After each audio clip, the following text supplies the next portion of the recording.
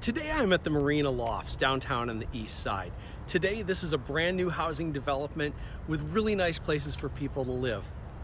But during the Great Depression, right here at the edge of the Maumee River, next to where the old Edison steam plant used to be, was one of Toledo's Hoovervilles, a shanty town where homeless people threw together whatever they had to create a home that would get them through the winter. And I want you to try to imagine the wind coming off of the Maumee River in the winter, how cold it would have been, how miserable it would have been, and how let down people must have felt by a country and a system that seemed to not care about them in the winters of 30, 31, and 32. So join me today as we talk about what life was like for everyday people during the Great Depression. Hi again, everybody. Today we're talking about Toledo during the Great Depression. And if there's one thing I want to get across to you guys, part of being a historian is using your imagination. Now, it's not to imagine the facts, but it's trying to get yourself out of the moment to understand the world as people understood it at the time. And one of the things about the Great Depression is that neither you nor I can really truly understand exactly how bad this was and exactly how much it shaped people at the time. Nothing I'm going to share with you today is going to fully convey how bad it was for them at the time. And the best we can hope for is to really try to understand it was really bad and then try to empathize with what it must have been like then, because we're not going to understand exactly what it was like. Today, we can understand poverty, and many of us have experienced poverty to one degree or another, but we've also understood to some degree that there's hope. And one of the things that I get again and again and again about the Depression era is that by the time you're about 4 or 5 years into it, there really wasn't any hope. And that's, I think, a critical difference for us to try to understand, even if we can't understand it. The other thing is, if you find this stuff emotionally engaging at all, I hope you will vow to never let this happen again. That the Great Depression didn't happen in a bubble. It didn't happen just because, well, that's the way the world works. It happened because of decisions that were made by human beings that were bad decisions. And we know what a lot of those decisions are now. So don't make those decisions. Don't support people who make those decisions. We need to stop thinking that this happened like a hurricane where, wow, there's just nothing you can do about it, and understand there are things that could have been done to prevent the Great Depression and to prevent another one from happening. So if you find this emotionally engaging at all, resolve not to let it happen to yourselves or to your kids or your grandkids.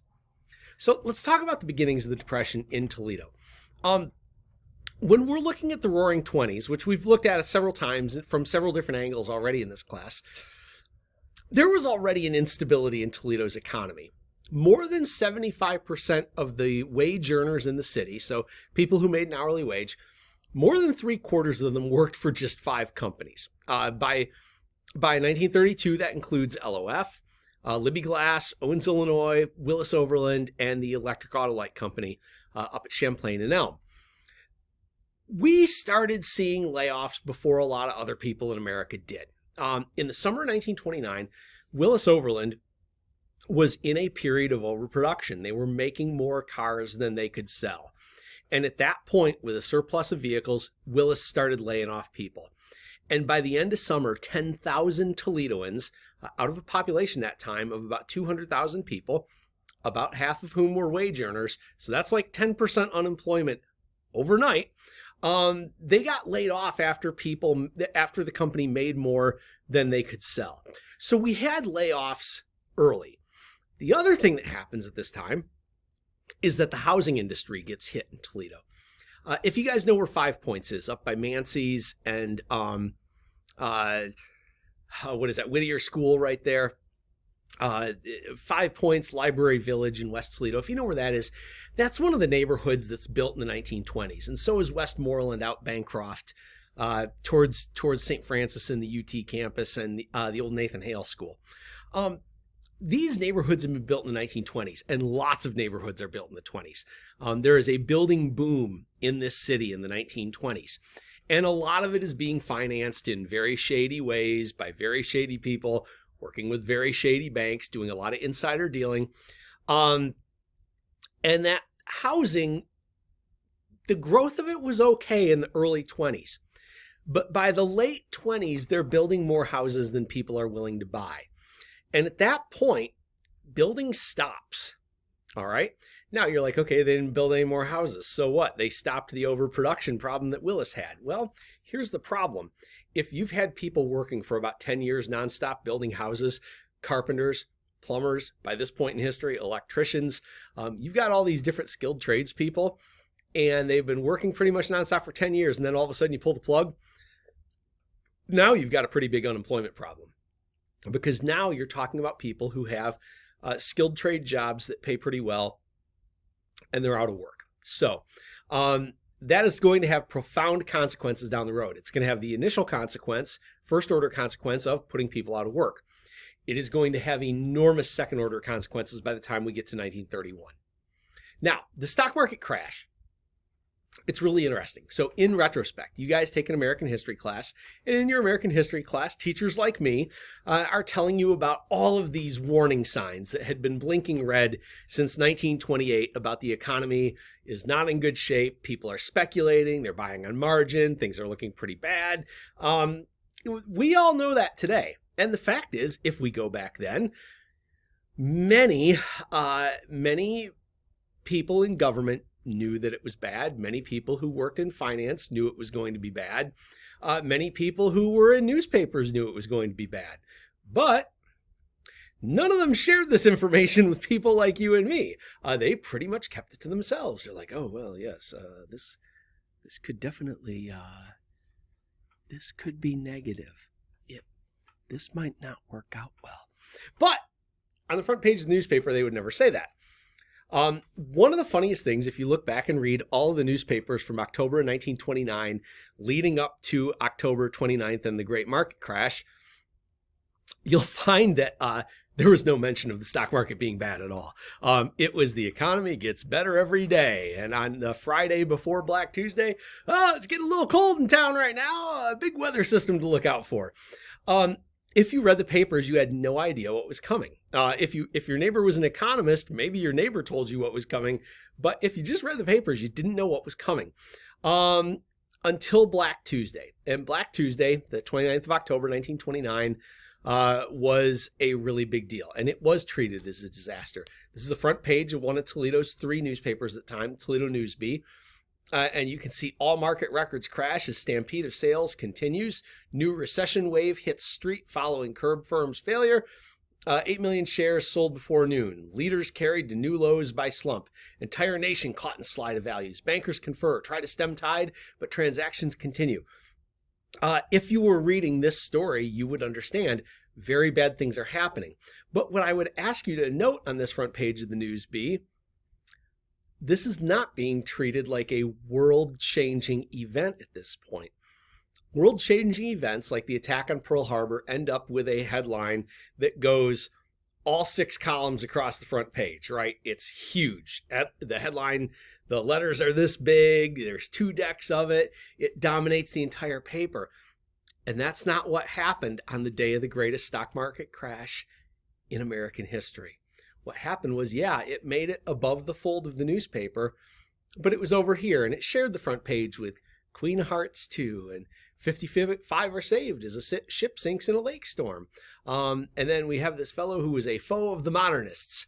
And then we had Senator Burton being buried, and second liner of air hunted, 2 gunmen slain in Cleveland. They didn't treat this like it had just changed the world, which it had. Now, by the next day, you look at the date up there, and it's the 30th of October. By the next day, we do have a full page headline. And it's that City Service, which was our utilities company in Toledo, City Service up, other local stocks advance as market prices stage rally. So when it was bad news, it's little.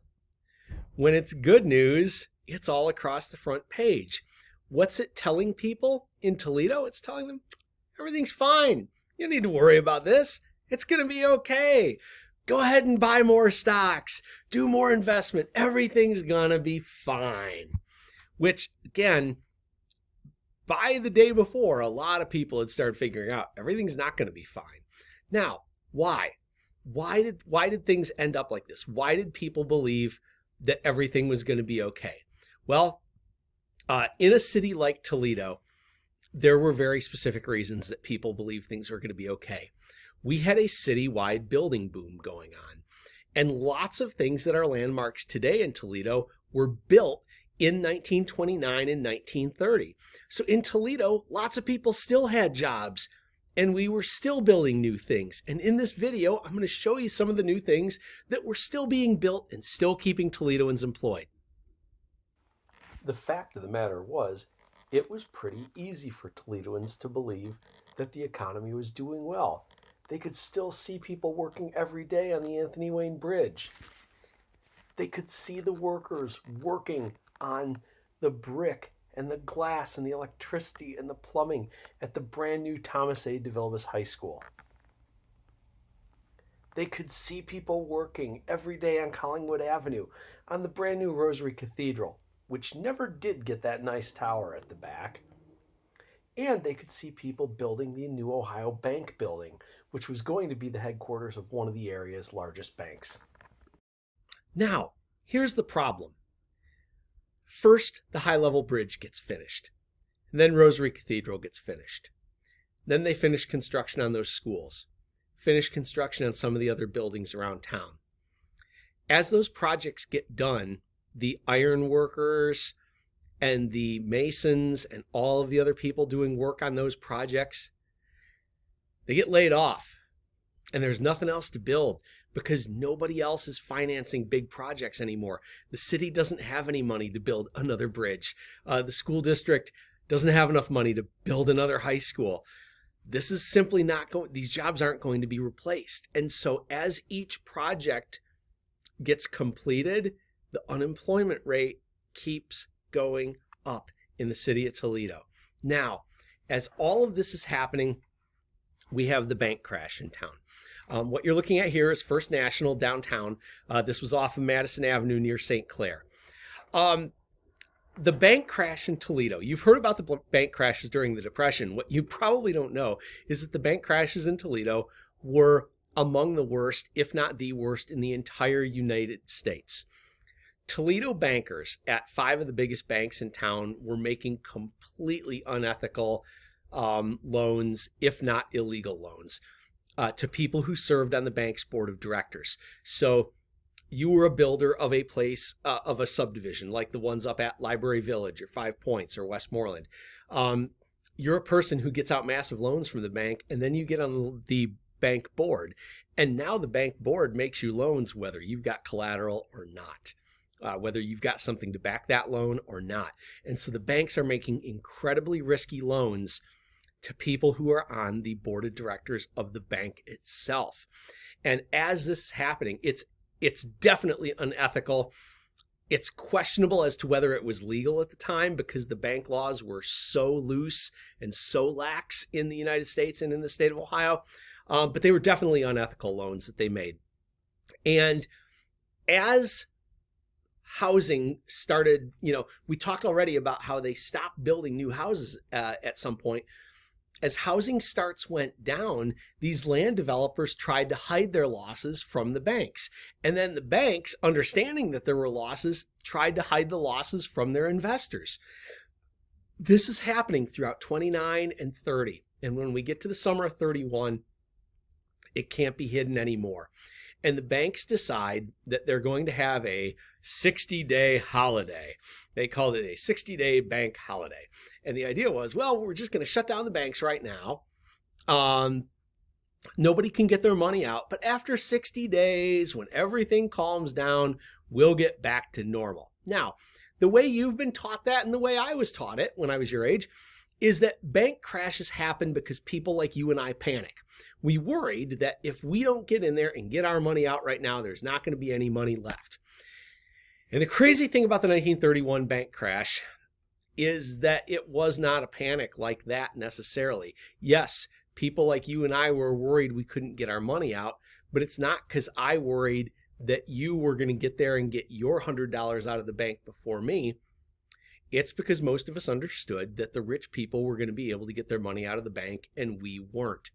And that's exactly what happened.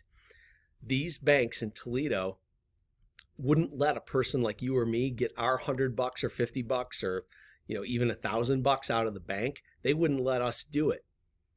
But the people who were on the bank board of directors and their families were able to take out $200,000, $500,000, $100,000, $50,000. And with them withdrawing what money was left out of the bank, there was nothing left for the little people like you and me. And this was the big deal of the bank crash 31. And you're going to watch a separate film about this by the guy who wrote the book, Dr. Timothy Messer-Cruz out of Bowling Green. He is an incredibly talented writer and historian. And he wrote a book called Banksters, Bosses, and Smart Money about the bank crash in Toledo. I don't typically like financial histories, but it reads almost like a novel about the corruption that was happening in Toledo, Ohio, behind the scenes between the land dealers and the people on the bank boards, and how they cleaned out all the money before anybody else had a chance. Those banks end up going bankrupt, and 5 banks with $100 million in deposits went under. It was a decade before regular people started getting their money back out of these banks. And during that time, it's the worst part of the Great Depression.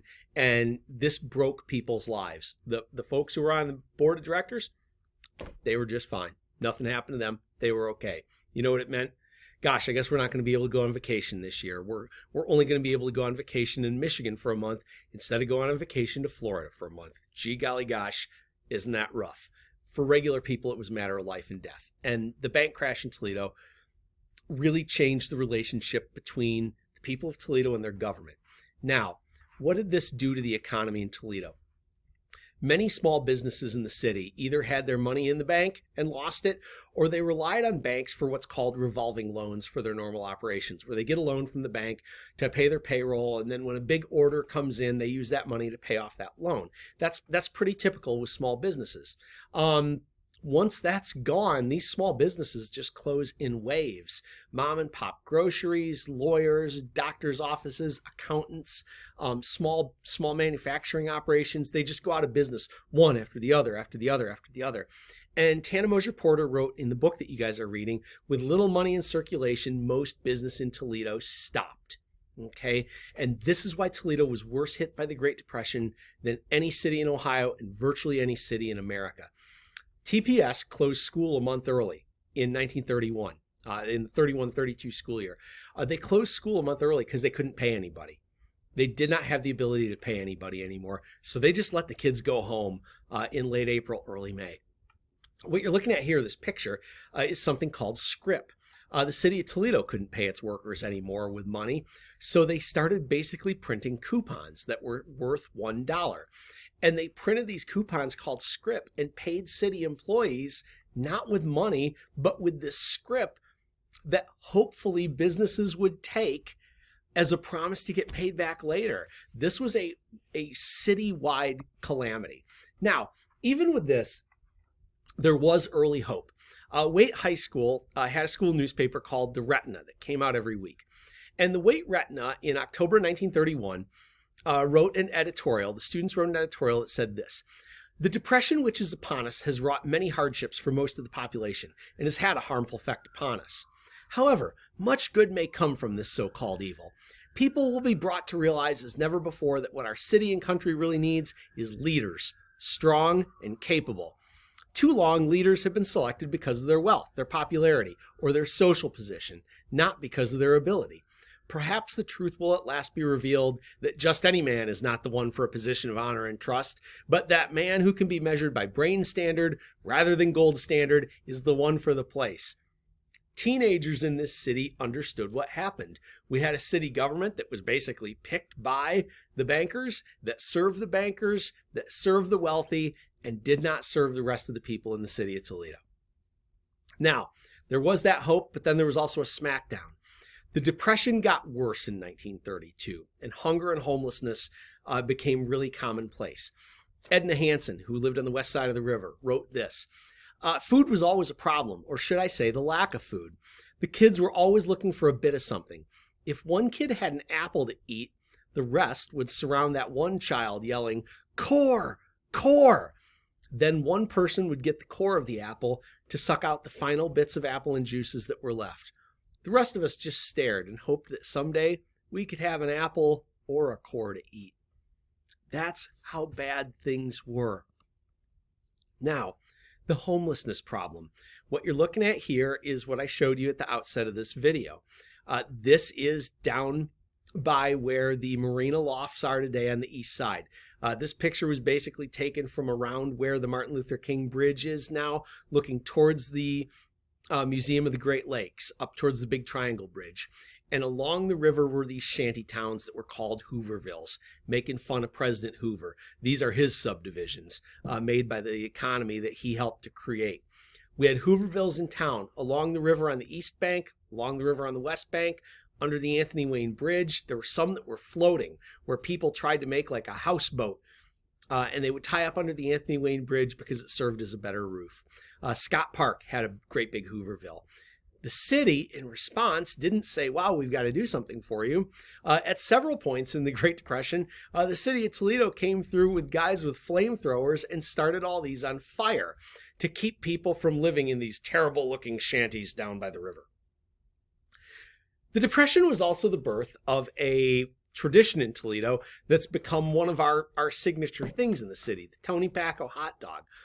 This is a quote from Nancy Pacco Horvath, whose dad was Tony Pacco. And she gave this in a history of Birmingham. So here's what Nancy Pacco said. The history of the hot dog started at that point because one of the items on the menu was a sausage sandwich for 10 cents. Of course, during the Depression, people didn't even have the 10 cents.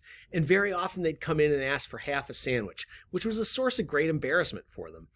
About the same time, the bread man was telling my dad about a Coney Island bun. They had just started to make the Coney Island buns, the Frankfurter roll buns, and he suggested to put a half a sausage on the bun. My dad worried about the embarrassment caused by having to ask about for half a sandwich and how he could serve it, how he could prepare it so it would be a whole item. The bread man brought in these rolls and Dad put in the half sausage in that roll and then put the mustard and the onions on and decided to dress it up.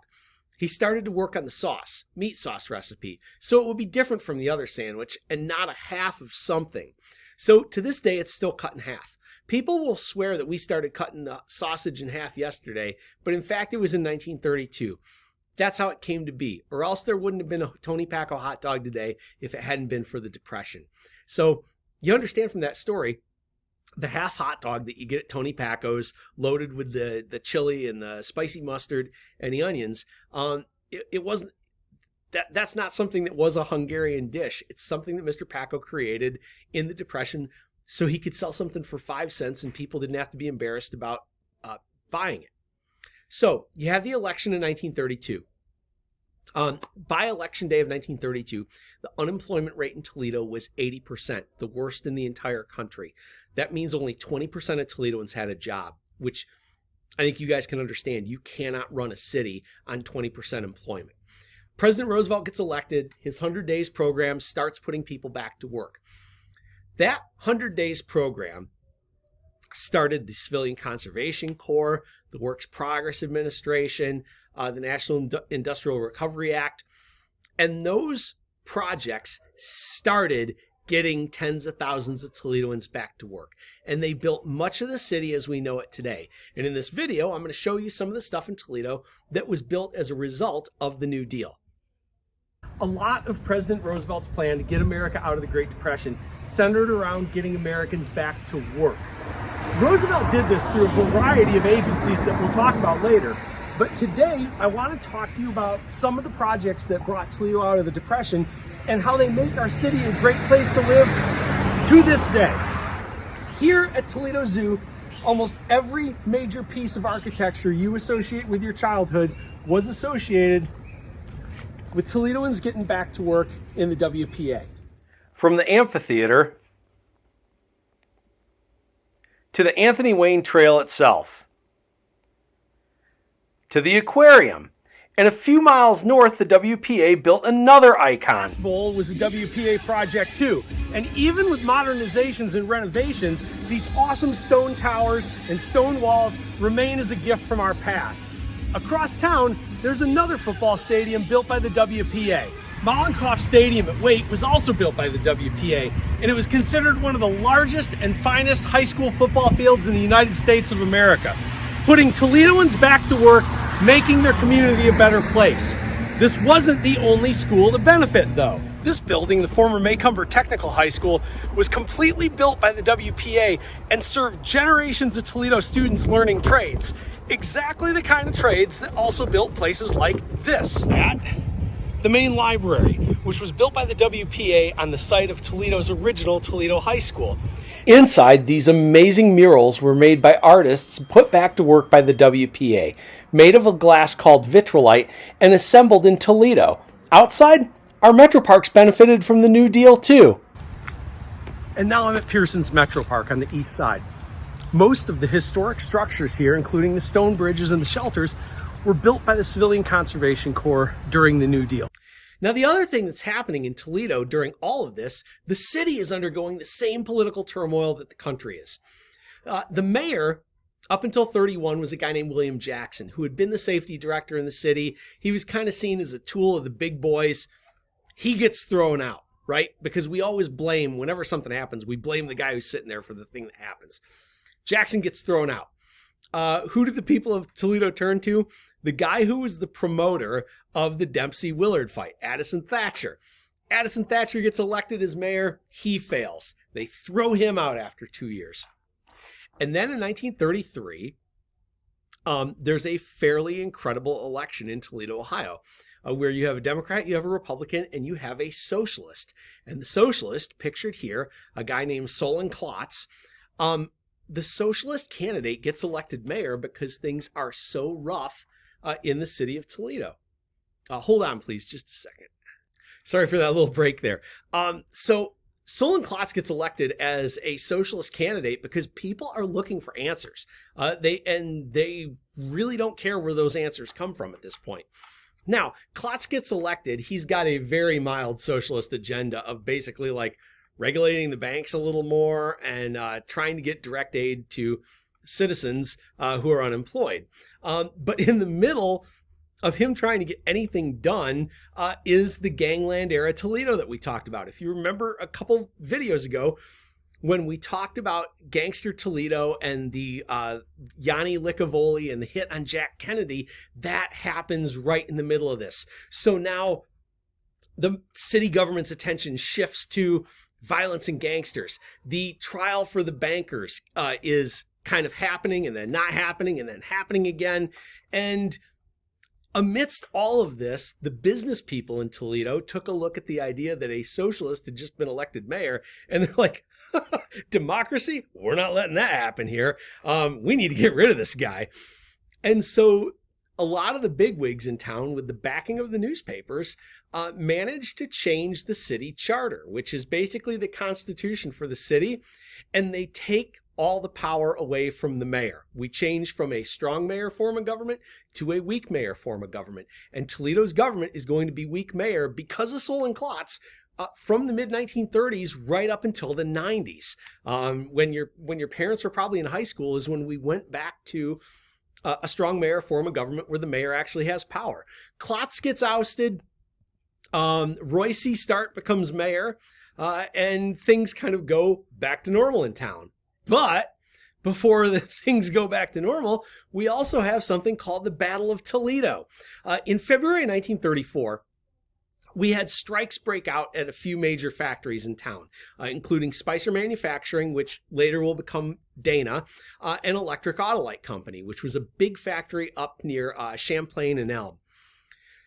Electric Autolite and its leadership, president was a guy named Clement Meininger, they refused to recognize the unions. And thousands of people are basically in and out of strike through February, March, and April. And then by the time we get to May, things really heat up, and you end up with thousands of people on the streets of North Toledo protesting the fact that the company won't recognize the union. And at first they bring in Toledo police, they felt that the company brings in Toledo police to break up the strike. They feel that the police are too sympathetic. They bring in sheriff's deputies who were civilians deputized. And then they say, well, they're too sympathetic. So then they get a National Guard unit, and they don't even get a National Guard unit from Toledo. They get a National Guard unit from Lima because they were afraid that if they got National Guardsmen from Toledo, they'd be too sympathetic to the strikers. They bring these National Guardsmen up to Toledo by train. 6-day battle breaks out between the strikers, the sympathizers, the police, and the National Guard. The National Guard uses tear gas. They use something back then called vomiting gas. They fire these shells of these gases out into the crowds. They fix bayonets on the end of their rifles. They make bayonet charges into the crowds. They laid in machine gun positions with sandbags on top of the buildings with machine guns pointed at Toledo civilians. In this violence, 2 people were killed. Scores of people were wounded. There was machine gun fire on the streets of North Toledo. The Autolite strike ends, and there end up being massive changes in American labor law because of the electric Autolite strike. And in fact, Memorial Day gets celebrated as a holiday in part because of the Autolite strike. Now, to end this off, there is one survivor in Toledo in the Great Depression, and that one survivor is the Libby Owens Ford Company. Libby Owens Ford was created in 1930 under the leadership of a guy named John David Biggers. And Biggers makes a deal with General Motors, and he buys out one of their window glass suppliers. And overnight, every windshield in every GM automobile is going to be made by the Libby Owens Ford Company of Toledo and Rossford, Ohio. Now, it was a huge risk. It's the middle of the Depression, and you just entered into this massive, massive contract. If it fails, Toledo is even more cooked than it was before. But instead, even in the Depression, even with less auto sales, when your company is the only supplier of windshields for those cars, your company is going to have the opportunity to make some serious money. And LOF becomes probably the only business to be successful in Toledo during the Great Depression. John Biggers becomes a household name in this city. He's a hero because he saved the big company. And his name isn't going to just be known in Toledo. National leaders, including President Roosevelt, are going to start looking to Toledo's John David Biggers to help solve even bigger problems than one company's fate during the Great Depression. Folks, thanks for sticking with me today. I really appreciate it. As always, be well.